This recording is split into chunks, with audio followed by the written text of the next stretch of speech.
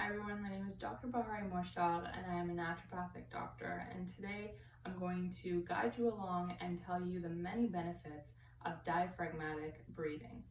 Now, diaphragmatic breathing can be a meditation technique, but I invite you not to ruminate on any thoughts or try to have a particular mantra. This is just simply to retrain your nervous system. The reason why it is important to diaphragmatically breathe and strengthen your diaphragm is because it stimulates a section of the nervous system called the parasympathetic nervous system. And this is a branch of the nervous system that opposes the sympathetic nervous system, which in today's day and age is on overdrive for us, as we all know. So along with diaphragmatic breathing, gargling, humming, singing, and also stimulating the bitter taste on your tongue, in the back of your tongue, all fire into the parasympathetic nervous system. So all of these are great tools that we can use to calm our nervous system. Now, when we diaphragmatically breathe, and this is something within our control that we could do anywhere, whether you're somewhere that's hectic or in the calm space in your home, I recommend strongly to start with practicing this in a calm place in your home without any distractions.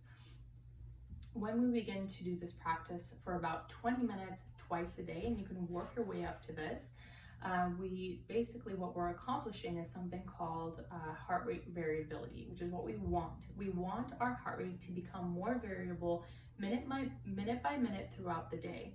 We want the highs and lows to be adaptive.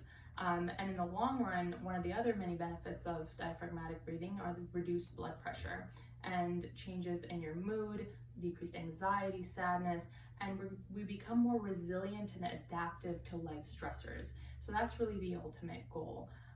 This also increases the complacency of your vascular system, so your arteries can really adapt to any kind of stress. So it's just a wonderful tool. At the same time, anytime I know somebody's going through a lot, or people who are quick to anger, say if you have road rage, if this is something you continually practice, stressful stimuli that were very stressful to you in the past stop being so, which is wonderful because now we've changed our perception of stress. Now we can change our thoughts, and now we can change, even better, our feelings towards those stressors and thoughts, so that we generally become a much more calmer person that is very adaptive to stress. So let's get started. I recommend, if you're starting out, to get this free app called Breathe Plus, with a plus sign, and you can put in the number of seconds you want to inhale and the number of seconds you want to exhale and for how long. And what's great about the app is that it has a visual and auditory cue on the app that helps you and guides you along. Now, what we want to keep in mind is that usually, depending on how large you are, how big you are, how much of a chest capacity that you have versus not, whether you're shorter, you're going to be able to inhale and exhale at different rates. So for me, I'm about 5'1".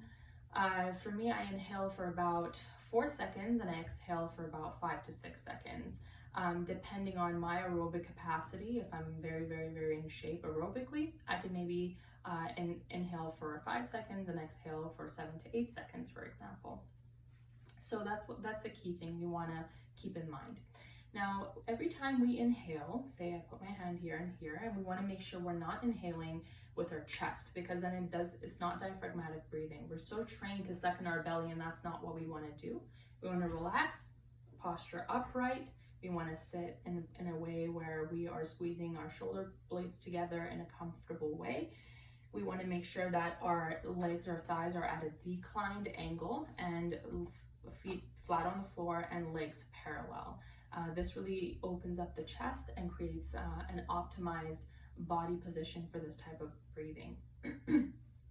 So we want to start by putting one hand on the chest, especially if you're a beginner, one hand on the belly, and we want to breathe in through the belly for about I'll do 4 seconds, and then I'll exhale for 5 to 6 seconds. So it's going to look like this.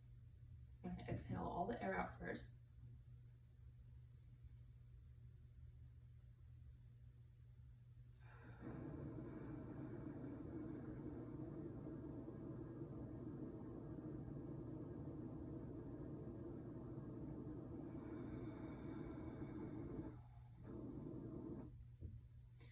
So it's important to note that at the end of the inhalation or the exhalation, I didn't take a pause. That's not ideal. You want to just continuously have a flow of breathing, inhaling and exhaling.